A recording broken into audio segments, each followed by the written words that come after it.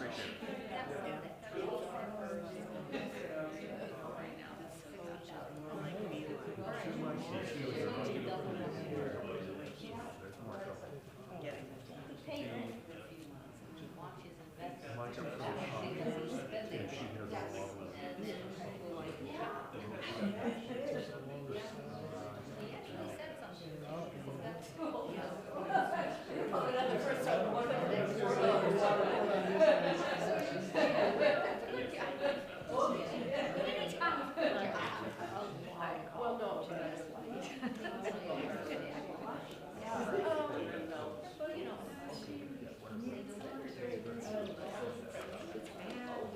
Are you the victim of trauma, or is it because of all that trauma you put on the dog that's behind you?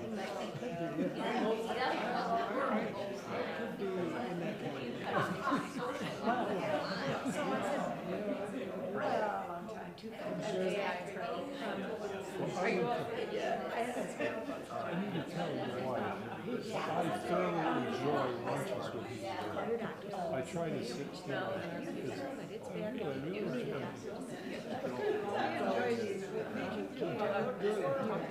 really am. Yeah, right.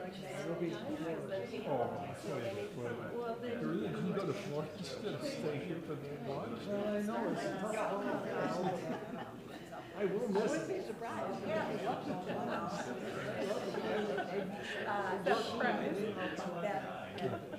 Well, I would sit over there, but then I'd walk in front of.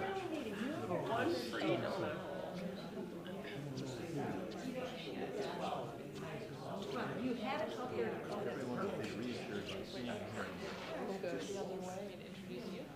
Bill, we're not in the way, are we? We're not in the way. No, thanks. Not unless you roll around in the aisles, but remember, that's your old church. Do cartwheels? Good evening, everybody. Thank you for being here tonight. I appreciate it. It's nice to see all your smiling faces in the actual room. Welcome to everyone at home who's watching later on YouTube. Anyway, we're glad that you're all here. We have a nice speaker tonight. I'm looking forward to it very much. I have devotions tonight, but before I get to that, does anybody have any announcements for the good of the group? No. I have one, and that is that we need some people for devotions. Are we going to be in this room, Mel, for February, March? I believe so. Yeah, for sure for February. Okay. So I need some volunteers to do devotions, and if you want to think about it and let me know, that would be great. But the next date is February 10th on a Monday night. So if you'd like to do that, I'd like to have you.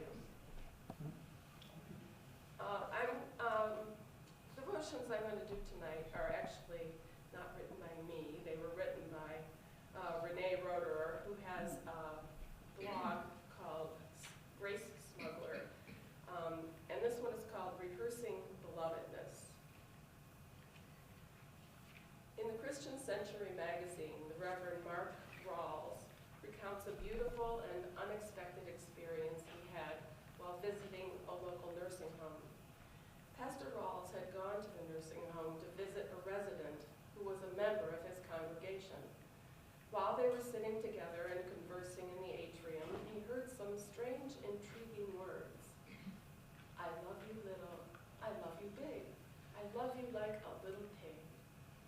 These words soon became a playful refrain. Pastor Rawls and his friend heard these words innumerable times throughout their conversation. They were spoken by a woman who was sitting nearby them. She was a resident too, and though she was sitting close enough to touch them, she paid no attention to their conversation. He writes, during my visit to the nursing home that afternoon, I must have heard this sweet, odd rhyme more than 100 times. She continued to look out the window, and with a broad smile on her face, she let her refrain fill the room. I love you little, I love you big, I love you like a little pig. I love you little, I love you big, I love you like a little pig. I love you little, I love you big, I love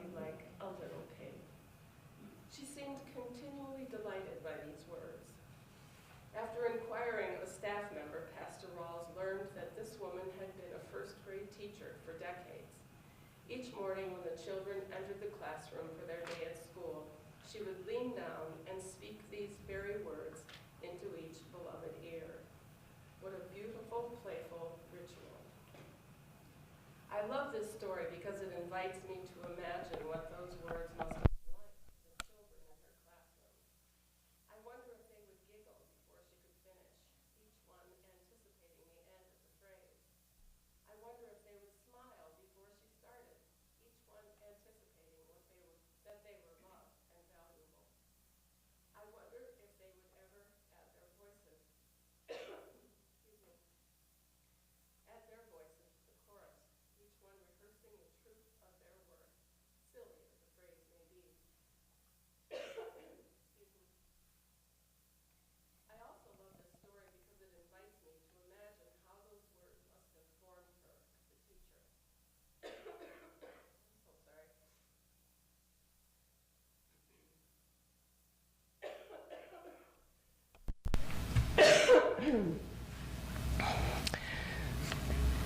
I don't know if I can read the rest, sorry.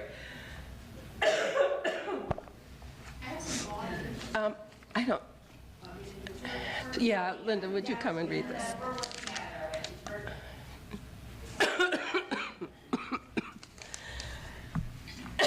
Thank you. I also love the story because it invites me to imagine how those words must have formed her as a teacher. I wonder if she spoke those words on days when she was feeling discouraged and they lifted her mood just a bit. I wonder if she took pleasure in speaking these words to particular children who struggled to trust love. I wonder if the rehearsal of these words helped her love herself more fully too. No matter how these words were spoken or received in her classroom, it is clear that they resonated deep within her psyche many years later when she was challenged by dementia. The refrain is delightful and silly. It is also meaningful. It makes me wonder, now see, I'm gonna cry. Who has told you that you're beloved? Who has told you that you're loved through and through? Who has told you that you're valuable and worth it all? Do we rehearse these words and memories? Do we recall them and let them sink into our very being? We can always begin that rehearsal again. And if we doubt these words within us, guess what? We can rehearse them again and again and again and again. And if no one has told you today, if you are struggling to tell yourself, please hear this truth. You are beloved, loved through and through, valued and worth it all.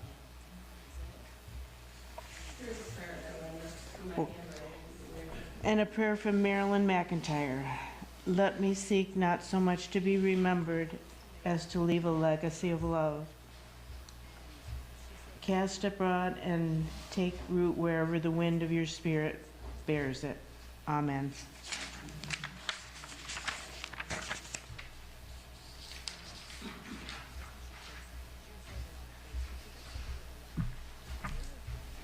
Linda, you stepping up to help Kathy is just so pure Stephen ministry. Thank you all for being there for each other, and thank you for that beautiful, beautiful devotion. Just a couple words before I introduce our speaker. I just wanted to mention next month's presentation. On February 10th, as we mentioned here in this space, will be, the presentation is on understanding obsessive compulsive disorder, OCD. Emily Laird-Billick will be here. She spoke to us in the fall. She's an expert on this topic, and it's funny because so many of us say things like, oh, I'm just a little OCD. It's incredible what you will learn about that disorder, things that we really have kind of not known or taken for granted. So I hope you can all come for that. I'm going to introduce our speaker, Hava. I'm not sure if I'll say your last name correctly, Hava. Zaidama, thank you. She received her Master's of Science in Counseling from Prescott College.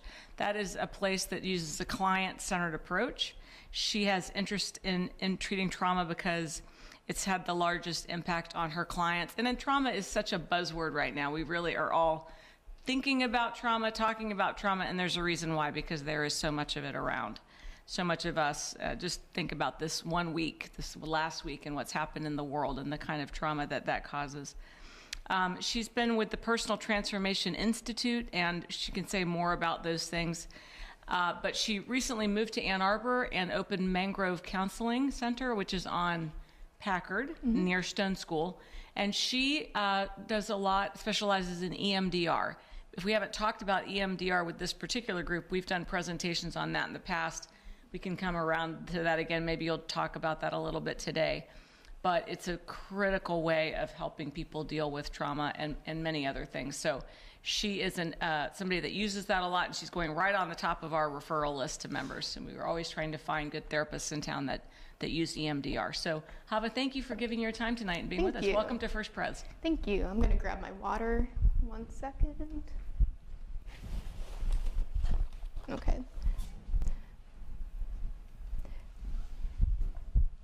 And then could someone actually sit by my laptop and control the slides? Because I don't want to stand right in front of the, thank you. So I think if you just press the arrow keys, that should work. Thanks. All right. So first, I'm going to be talking about vicarious trauma. So I'll go over what that is and what that means, how you can recognize it, and then how you can cope with it if you think you are struggling with it. So you can go to the next slide. So Mel introduced me, but I'm a therapist who specializes in trauma here in Ann Arbor. I got into it because when I was starting to learn EMDR and practice it with clients, I saw that people tended to see a lot of alleviation of symptoms when I was treating trauma instead of the other symptoms they were presenting with. EMDR uses eye movements while you're thinking about your trauma to help process it. That's the very basic explanation. So the theory is that by stimulating both sides of your brain and by taxing the working memory, it helps to process the trauma better. And then I also practice some internal family systems informed therapy that is working with the different parts of yourself. So when you say like, one part of me wants this, one part of me wants this, it kind of works with those different parts and it builds some self-compassion. So you can go to the next slide. So the structure of this presentation, I'm going to talk about what vicarious trauma is, go over some things I think you should know about trauma in general, talk about some strategies that you can implement to address vicarious trauma, and that's kind of a lengthy section, so at the end of that I do a brief summary of a few just next steps you could take, like going forward to deal with that. And then I also go over how you could help someone who you think might be experiencing vicarious trauma. And I will leave some time for questions or discussions, so if there's anything that stands out or anything you want to know more about, we'll have time to talk about that. All right. So first, defining vicarious trauma. This was a term that was coined when people started noticing that professionals in trauma-exposed fields, so people like first responders or nurses, therapists and law enforcement, were displaying some symptoms of PTSD despite not experiencing any direct trauma. And so that's how the term got coined, but it can also be used with people who aren't in those professions, who might be around a lot of difficult situations or might have people in their life who are struggling with trauma. And there's a lot of different symptoms of vicarious trauma.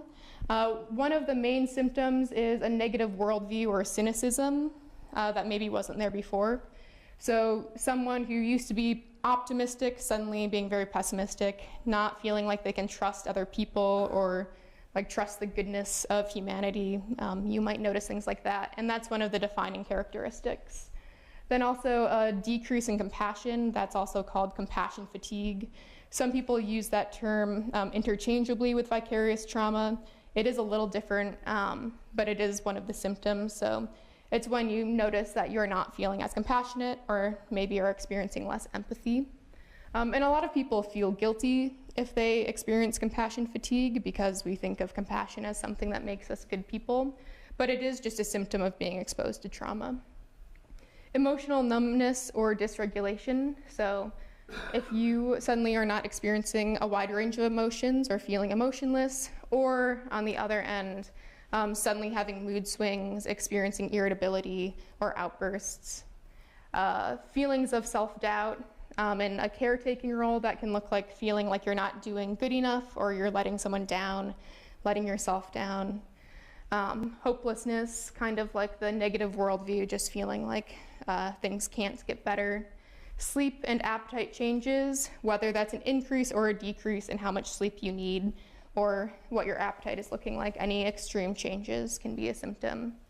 Anxiety and panic attacks. So if you previously didn't experience anxiety and are suddenly noticing yourself worrying a lot or having panic attacks, which they can even feel like a heart attack, where you will have your heart racing, feeling sweaty and shaking, and having that sense of doom sometimes.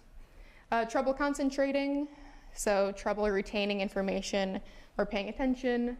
Lack of interest or enjoyment, so yeah, that's when your hobbies no longer feel fun or you're having trouble paying attention to things that are normally captivating to you. Guilt, we'll talk about that in more detail. And then withdrawal, so withdrawal from social groups or hobbies, just turning inward more. All right. So I'm going to go over some things to know about trauma. These are all topics that come up a lot with clients. So next slide. So first, trauma has long-term effects. You probably know that trauma can cause PTSD, anxiety and depression, but it can also cause physical health problems, so digestive issues.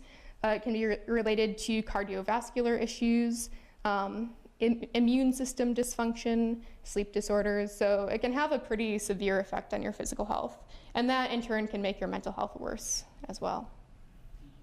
Oh, and chronic pain, thank you. Yeah.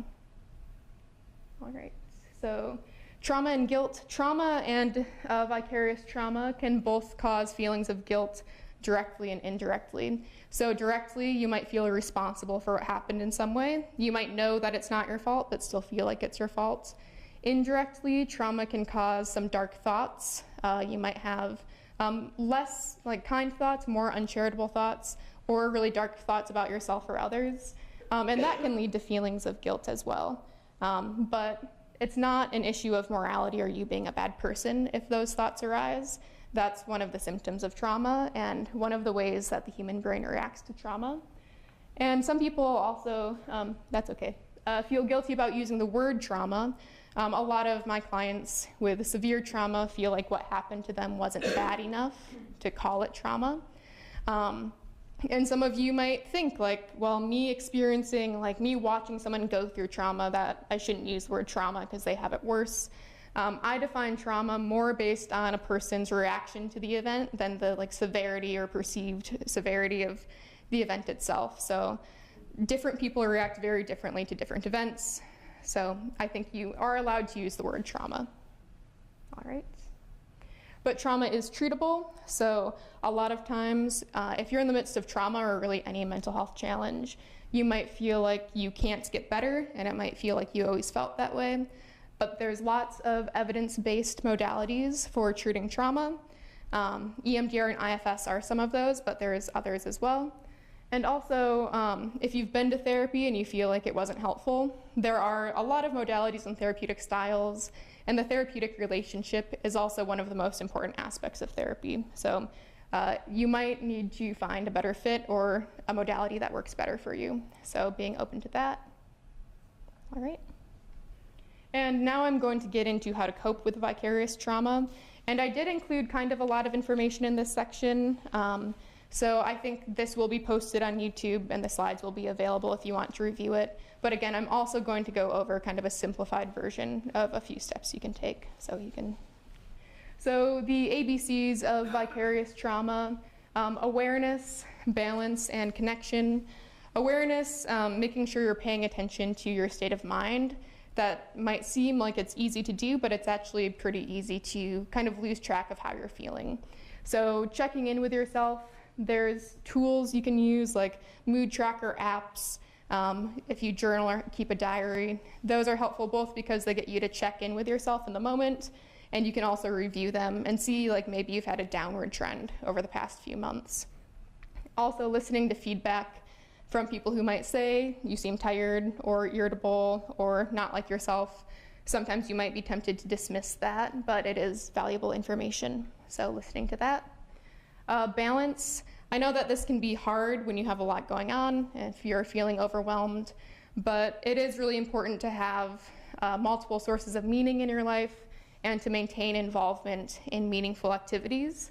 And that doesn't have to be like volunteering or just church work, even though you might think of that as classically meaningful. It's anything that's important to you.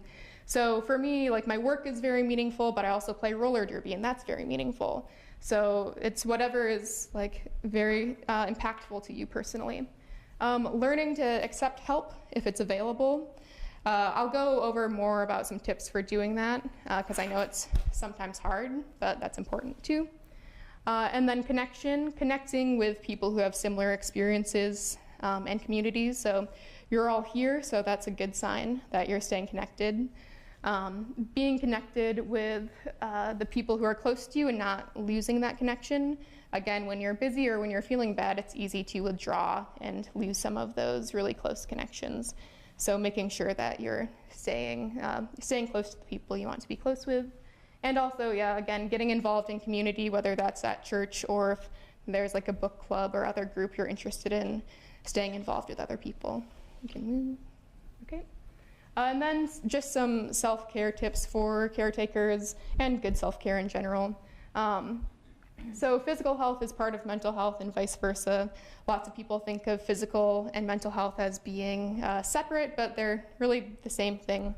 And so everything that's important for physical health, so like movement, eating well, getting good sleep, those are all going to affect your mental health a lot. So making sure you have a solid foundation for mental health by maintaining physical health. And then mindfulness practices are good for long-term mental and physical health. This is something people sometimes don't want to hear because at some point in your life, you may have needed support and had someone tell you like, oh, have you tried yoga or meditation? And that probably felt bad. But it actually is shown to have a lot of positive benefits. So you probably do need support beyond meditation or yoga or mindfulness, but giving it a chance and seeing if that makes you feel better over time. And then taking breaks when possible. Again, I know that might not always be realistic, but if there are people who can help you, if there's resources or services you're able to tap into, trying to do that if you can.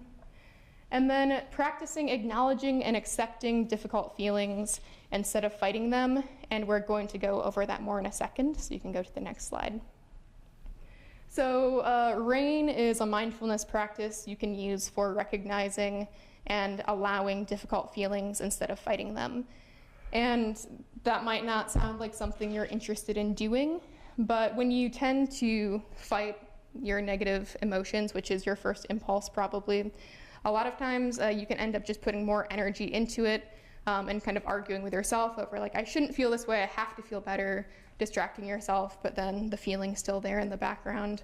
And you can miss out on the information that that emotion might be giving you.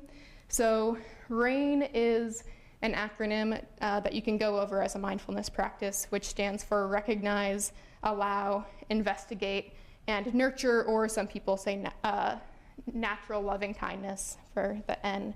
But what that means is recognize, taking a second to recognize thoughts, feelings, and behaviors that you're experiencing in the moment. You can notice like where you're feeling something in your body, what thoughts are coming up. If there's a behavior related to that, like if you're sleeping more or if you're maybe acting less kindly to people around you. And then trying to allow that feeling instead of fighting it or distracting yourself. There is a time or sometimes when maybe you just need like a distraction or a coping skill that does not involve getting into your feelings. Like if you just need to function for today or if you're feeling overwhelmed. But I do think when possible, allowing the feeling and try to feel into it, you might be surprised by the effect it has. Sometimes it can make that feeling feel more tolerable and get rid of the shame around the feeling and some of those other like difficult associations you have about that feeling. And then investigate with kindness, becoming curious about the experience you're having. So is there a need that isn't met right now that's causing this feeling? Is there something that happened earlier today that's now coming out in this way? Like, what is it that maybe would help you feel a little bit better in this moment? And doing that from what needs are unmet instead of just like, what do I want? Or what would maybe like paint over this feeling? And then nurture or natural loving kindness. So trying to have some self-compassion, experiencing and loving yourself, and seeing how it feels to do that when you're not so connected to narratives or when you're not over-identifying with emotions. So you can think about that as you are not your thoughts and feelings, you are observing your thoughts and feelings. We tend to think of ourselves as the voice in our head, but when you're having those thoughts, you can think, who is noticing these thoughts right now? There is a core you beyond those thoughts and feelings. And a lot of times you can find more calm and stillness in that core versus the thoughts. All right, so I'm going to lead you through a mindfulness practice with Rain because I do think mindfulness is really valuable, and I think that this technique can be really valuable. So if you all want to either close your eyes or you can just take a soft gaze at the floor, kind of not focusing on anything, and get into a position that feels comfortable to you. And you can start by taking some deep breaths.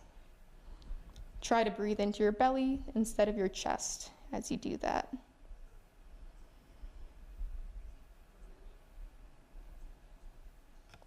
And as you continue breathing, try to make your exhale longer than your inhale. You can try to make it about twice as long, but just trying to make that exhale a little bit slower. And noticing how that feels. Seeing if that changes any feelings in your body, if that helps release any tension. It's okay if it doesn't. Noticing what that air feels like as it moves in your nostrils and into your lungs. And taking a second to recognize what you're experiencing right now. If you're feeling especially neutral and like there's not much going on, maybe look into that more, but you can also think about something from earlier today if you'd like to do that instead. So noticing, what are you feeling? What does that feel like in your body? Does it feel like a tension in your shoulders, like a heaviness in your chest, an upset stomach? And then recognizing thoughts that might go along with that, thoughts that might be negative about yourself or someone else. If there's a story with those thoughts, it could be how you're not good enough, or you won't achieve something, or how other people are holding you back. Noticing those narratives that might be connected to this experience right now. And seeing if you can allow those feelings. You can try saying something like, can I say yes to this? Can I sit with this? And notice if there's a difference in how it feels to sit with this feeling and letting it be in your body instead of fighting it. Continuing to take deep breaths as you sit with that feeling.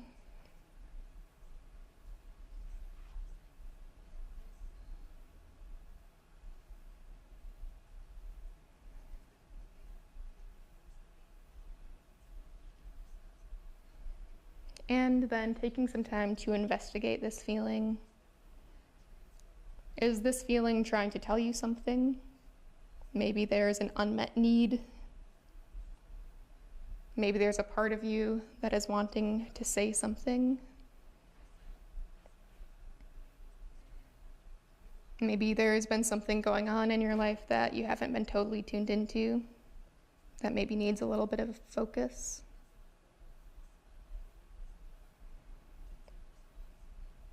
Taking a little bit of time to explore what's going on inside of you right now.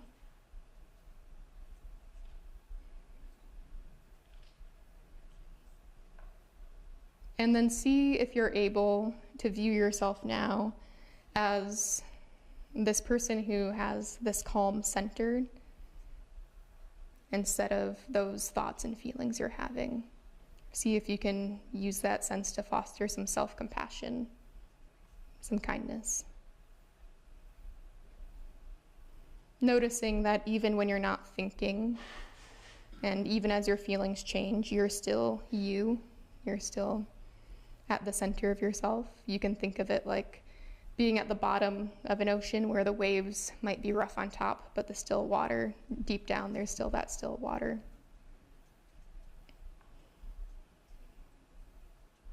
And just see how that feels. And taking a couple more deep breaths. Starting to bring your attention back to the external room. You can notice the chair beneath you. Open your eyes. And just taking a second to recenter as a person here and now. So that's a very brief little example of what rain can look like and feel like. If you're interested in more of that, there's lots of resources online, like guided meditations. I think Tara Brock has a lot of information on that. So she's a speaker who you could check out. But lots of meditation apps, or like Spotify and YouTube have guided meditations if you're looking for a way to get into meditations that isn't like sitting in silence. Although I did want to briefly go over with meditation, a lot of people think that it's having to have no thoughts and no distractions. The actual practice is trying to notice those distractions and bring yourself back to the present moment every time with self-compassion. So if you leave here wanting to practice meditation, I mean, you can obviously learn a lot more about it online, but starting with that knowledge that you're not trying to be just completely like head empty. You're trying to notice what's going on in your mind and become the observer. You can go to the next slide. So I'm going to go over some tips for implementing some self-care strategies, just ways that might make that more approachable. So you can, all right, so first, tips on implementing coping skills. So these are some tips for basically any goal or any routine change that you're trying to make. First is taking very small steps. You're naturally going to want to take big steps, maybe make multiple changes at once if you're wanting to engage in better self-care. And that's a natural impulse, but it can be setting yourself up for failure because change is hard. Our brains tend to prefer habit and what we're used to. And when you make the goal to have a big change, if you fail to meet it, you feel discouraged and tend to give up. Whereas if you set very small goals and you meet those, you feel a little bit more empowered to build on those. So if you know that you feel better when you exercise and you haven't been exercising, instead of saying, I'm gonna go to the gym 5 days a week, maybe you try to do yoga 3 times a week at home or go for walks every other day. You can build on that as you get used to it, but just starting with those small steps. And then focusing on the immediate benefits, not the long-term benefits. Again, our brains are wired to focus on immediate gratification, not long-term gratification. And that's not a matter of bad willpower. That's just kind of how most people are wired. So with exercise, it could be you feel better right after you exercise. It could be you're just glad that you did it and you feel accomplished, or you're relieved to have it over with. You feel like happy you did that. This can also work for like shorter term goals. Like if you have to clean your whole house, don't focus on like I'm gonna have to spend all day cleaning my house. Focus on I need to do the kitchen, and within that breaking it down to like first the dishes and the counters, and noticing how you feel better as you complete each step usually. And then being compassionate with yourself, trying to not be a perfectionist. When you're making any kind of change, you're not going to do it perfectly, and you're probably going to miss a few of your goals and make mistakes. It is hard to be compassionate with yourself because a lot of us think we have to be hard on ourselves to reach our goals. Really, that tends to kind of paralyze most people, and it makes you a lot more discouraged. So if you like miss a day of exercising that you had scheduled, just thinking like, oh, well, I can try again tomorrow, instead of being like, oh, I'm terrible, I have no willpower, I can't do anything right, and getting into that kind of negative thought spiral. You can ask someone to keep you accountable, or even just telling people that you have this goal can be motivating, because then people know you're trying to do it. That can be some like internal motivation as well. Remembering your motivations, that's one that seems kind of obvious. Like, of course, you know why you're doing something, but it actually is easy to lose track of that when you're getting caught up in the day-to-day. When you're just focused on, I have to do this thing today, you can forget why you're doing it. So it's like, I know I feel better when I do this. I want to feel better in the long term. I want to see this change for myself. And you can also set reminders for yourself, both so that you don't forget, but also, even if you have a great memory, having it written down or having some like form of tracker, being able to check it off a list can be motivating. All right. And then tips on self-awareness. Going over this again because, again, it is easy to really lose track of how you're doing mentally. And it's easy to kind of slip into a negative mental state without noticing. So it is important to check in with yourself, especially if you have maybe some hard times. And first, your memory is unreliable. So a lot of times if you're in a dark spot, you might feel like you've always felt that way. Usually that's not true. If you have some kind of like journal, if you have a like mood tracking app, you can go back and see that you actually did feel better a few months ago, and that's why I like those tools. And then also taking time to check in with yourself. So whether that is through a mindfulness practice or journaling, again, if you have some kind of like tracking app, whatever helps you just sit down and actually wonder, like, how am I doing? Have I been like acting differently than usual or feeling differently than usual? And then, again, noticing changes in your behavior. So that could be just like if you make your bed every morning and then you've stopped doing that. Something as small as that can be an indicator that something's going on. It could be changes in like sleep or appetite or one of those like bigger things, but it can also be just those little small changes. And so tips on asking for help, because if you're struggling, it's usually hard to ask for help, but first, many people find it meaningful to help. A lot of times we feel like we're being a burden if we ask for help, but a lot of times if people offer to help, they do actually want to help. Other people feel better when they help, so trying to remember that a lot of people genuinely do want to be helpful. Having specific tasks ready when others offer to help. So if someone is coming up and saying, like, I know you're struggling, is there anything I can do to help? It might be easy to just say, oh, I'm fine, or like, oh yeah, like maybe. Trying to actually have a few tasks, like if you need someone to run to the grocery store for you, or maybe come over and help you organize something, if there's something like that. So even just having like a to-do list that you can reference for yourself, but also like let other people know what would be helpful to you. And then it's also okay to ask for help over text or email.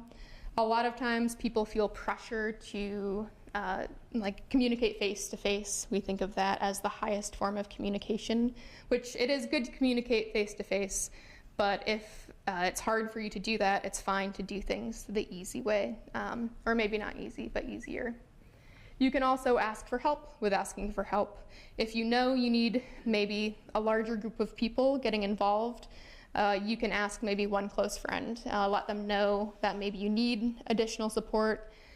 They could organize something like a meal train. So it's okay to enlist help even in the act of asking for help. And then also, again, practice accepting discomfort. Asking for help is uncomfortable.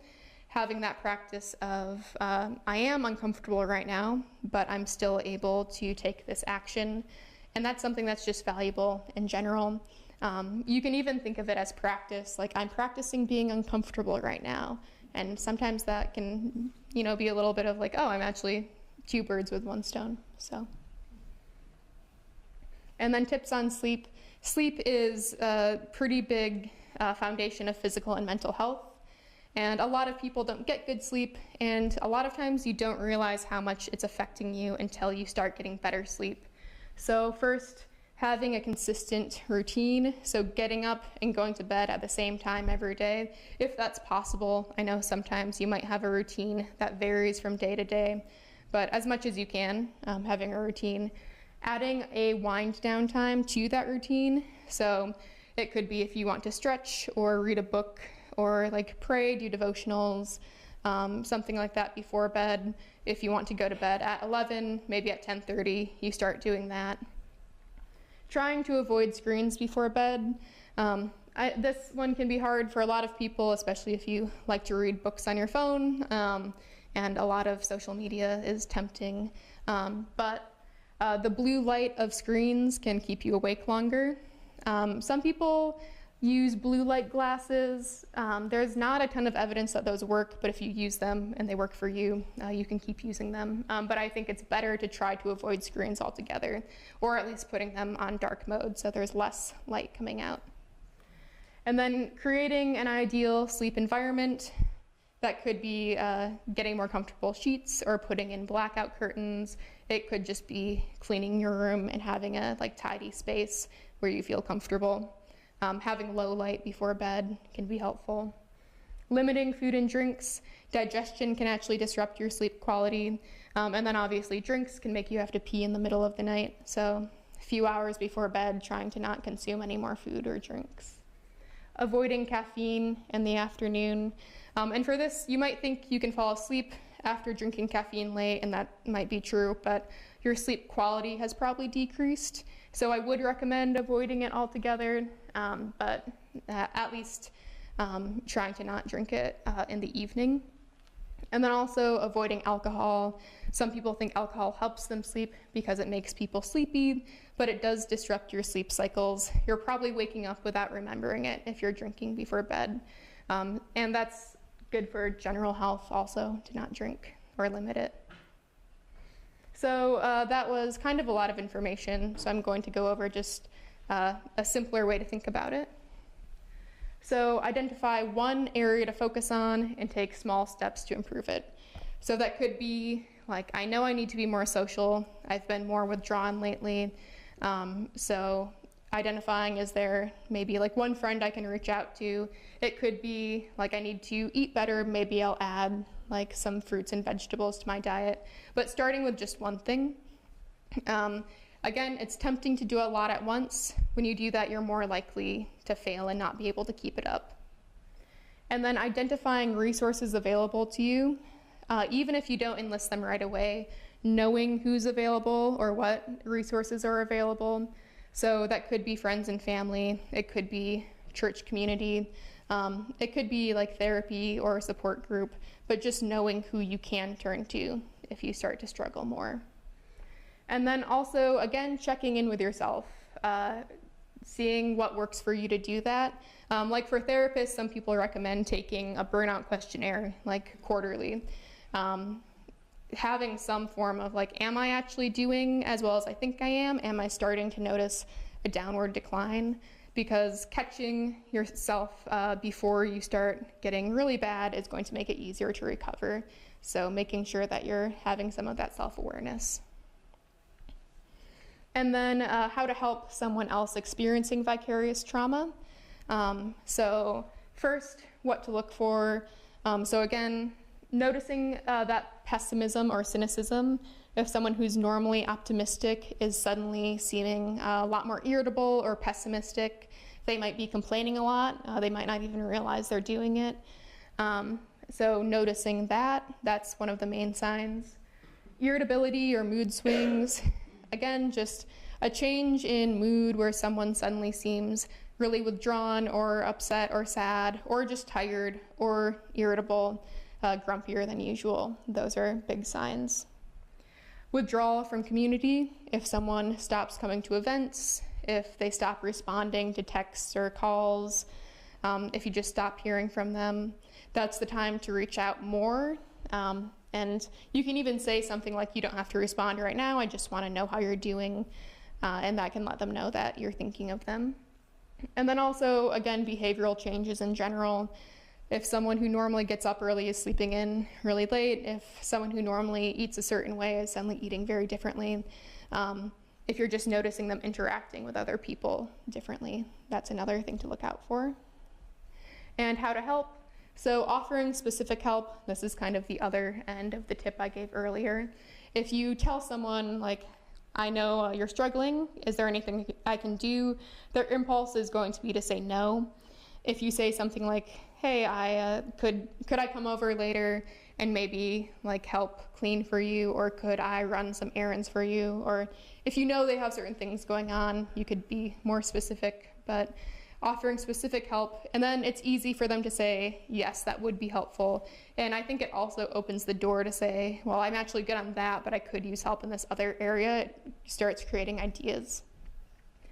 And then listening to someone's experience without trying to problem solve. It's a really normal desire to try to fix someone's problems when they're talking to you about their struggles. Trying to not do that, because that can be invalidating, and a lot of times people just want to feel listened to. They might already know what they have to do to fix their problem. If you think you have like a really good idea, you can say, like, are you open to solutions, or do you just want to vent? Like, checking before you offer any solutions. And then again, checking in on people periodically. That can be in person or calling them or emailing them. Just letting them know you're thinking of them and you're open to helping. And then also encouraging them to seek support. So that could be letting them know about groups like this where people come together. It could be letting them know that you think therapy would be a good idea. I know that can seem sensitive. I think a good way to approach it can be like, oh, I struggled with this. Therapy was really helpful for me. Or someone I know saw a therapist and that was really helpful for them. But also if you know of resources that they could tap into, informing them. So yeah, I wanted to leave some time for questions and discussions so we can get into more specific kind of information if anyone has anything. And it can also just be something that stood out.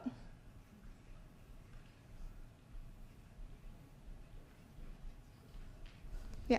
I was just wondering how EMDR is used with respect to vicarious. Yeah. Yeah, so... Hava, could you repeat the question, please? Yeah. So the question was, is EMDR useful for vicarious trauma, or how does it work for vicarious trauma? And it can be useful for vicarious trauma. The approach I use with EMDR, it's called the SAFE procedure, and it starts by identifying a negative belief you have about yourself that's informing how an event is affecting you, and it uses that negative belief to identify memories beyond what you're experiencing right now, because a lot of times when we experience trauma in the moment, our reaction is being informed by earlier life events. So obviously sometimes it is just like what's going on right now is the main problem, but a lot of times that's tapping into maybe like a feeling of helplessness from your childhood. And so the general approach I would take is identifying maybe those negative beliefs or those core feelings you're having, and then seeing if there is earlier memories we can process. We can also process current events in EMDR. I do think it's more effective when you're able to process past events as well, but we can also just take what you're experiencing in this moment and use the bilateral stimulation. So that's light movements, or you can do tapping. There's different versions. We can use EMDR in present moment stuff as well. Yeah.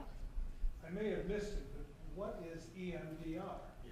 Yeah, so I might have forgotten to say what the acronym is. It's eye movement desensitization reprocessing. And it is a form of therapy that uses usually a light that moves back and forth that you watch with your eyes to help reprocess negative memories. It sounds weird because it is, and a lot of times after I do EMDR with people, they say like, oh, it seems like wizardry or something like that. And so there's actually some different theories about exactly how it works. There's the belief that it's tapping into both sides of your brain while you're focusing on the trauma, that's how it works, and also that it's taxing your working memory by focusing on multiple things at once. It's kind of an exposure therapy because you're thinking about the negative event again, but with an added stimuli so that it's not as overwhelming. So there's some questions about how it works, but the evidence does show that it does work. I don't think it works for absolutely everyone in every case. Sometimes I think people who are into EMDR can be a little bit like overzealous with it and say everyone needs it for like any problem. For some people it doesn't work as well. For some problems it doesn't work as well. So that's when I would use something like IFS. I use some acceptance and commitment therapy. And so IFS is internal family systems. That's a form of parts work where you're noticing the different parts of yourself. So you might have identified like you have an inner child, an inner critic, those different voices in your head that sometimes have conflicting ideas, and IFS works with those different parts to find out what they're needing, maybe if there's something that they haven't processed, and if there's a different way that you can meet their needs other than destructive habits. Like sometimes a part might drive you to engage in negative coping skills because it needs relief from that emotion. IFS tries to find if there's a better way to handle that, working with the part instead of fighting it. It's another kind of weird modality because it's a lot of talking to yourself or talking to an empty chair. But again, it's one that has been studied and it works for a lot of people. Again, not absolutely everyone, but so yeah, those are two of the main modalities I use. Yeah. I really like that slide you ended with, and I wonder, is it easy to go back to one of the early, the one right before that, Martha? Yeah. What to look for? And there was one earlier on. Is it easy to get those, or will we get a copy of these? Because I think that as Stephen ministers, that might be useful for us in what the clues are. And you summarize it here, but there was another slide very early on where you went into that. Yeah, so asking about if the slides will be available and if we can go back to a previous slide. The slides will be available in the description of the YouTube video. But we can also, I think that was like one of the first slides where we went over symptoms if you want to look at it again. Thanks, Martha. Yeah, so. Yeah, that was very interesting. Yeah. And these are also symptoms of depression and other mental disorders. So a lot of times it's hard to distinguish exactly what someone's experiencing. Even as a therapist, if you have one client go to 3 therapists, they can sometimes get 3 different diagnoses. But the vicarious trauma generally has these symptoms, and especially, again, the negative worldview and cynicism is something to watch out for. Yes? How is the therapy for PTSD different from the therapy for vicarious? Yeah. So the question was, how is the therapy for PTSD different than the therapy for vicarious trauma? It's going to be pretty similar, at least how I do it, because again, my approach with EMDR approaches most clients with the same basic structure. So the focus would be a little bit less on, like with PTSD, a lot of times there's one or multiple really big events that we're going to be processing in EMDR. With vicarious trauma, you might see more smaller events to process, because with EMDR, we process one memory at a time. So it might look like that, but it also just looks different for everyone, because different people respond to different things differently, obviously, and have different needs in therapy. Yeah. How do you know when you're done with a certain memory you're processing? Yeah, so in EMDR, we have subjective units of disturbance. And so at the beginning of the memory, I ask on a scale from 0 to 10 how disturbing the memory is, with the explanation that that's not how disturbing it is cognitively, like, because obviously traumatic memory is always going to be a bad thing, and it will be disturbing that it happened. But how disturbing is it in terms of the feelings it's bringing up in your body right now? With EMDR, we try to get to a 0, or sometimes people aren't comfortable saying a 0. Like if it's a memory where someone died, that might feel disrespectful, but getting to the point where you don't have any more physical sensations when you think about the memory. Sometimes people don't have many physical sensations when they start thinking about the memory, and as we get into it, more arise. So sometimes it will start at like a 5, go up to like an 8, and drop back to a 0 over time. And it can also take like sometimes one session, but sometimes many sessions to process a memory, depending on the memory and the person. Yeah. What was the question? Oh, sorry. The question was in EMDR, how do you know if you're done with a memory? Yeah. Yes. I was just going to add that I saw a therapist during COVID, and it was all online. And I did EMDR with the therapist online, so I didn't have to go into the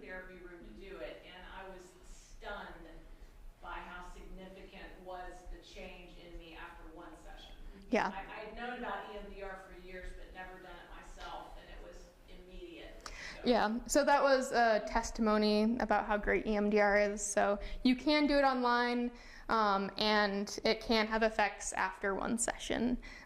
If you do it online, sometimes the way I do it is I have a program where it will have a dot show up on your screen and it moves back and forth. If you have cats, you need the cat to be in a different room because they will sometimes chase the dot. But yeah, it can be done online and it's just as effective as in person. All right, anything else? Yeah. Just a note, the transcript of your speech and the questions will also be posted on the YouTube description field. Okay, yeah, so the transcription and the questions will be in the YouTube description. Nice. So yeah, if you want to review any of this information. But yeah, I think we have like a few minutes left, so if there's any other questions. We just thank you for coming here and Charlotte, Thank you. I'm not only excited that you got to be with us, but to know about Mangrove Counseling Center as someone who's frequently, and Barb and I are frequently asked for referrals, and so many of the therapists we refer people to say they're not taking clients, they don't have space. There's just, it's hard to get open to somebody, and that you're new in town and maybe have a few openings at least. We're just glad to know about you and that you do this, and thank you for letting us get to know you tonight. Yeah, thank you for having me. Thank you all for coming as well. Yeah.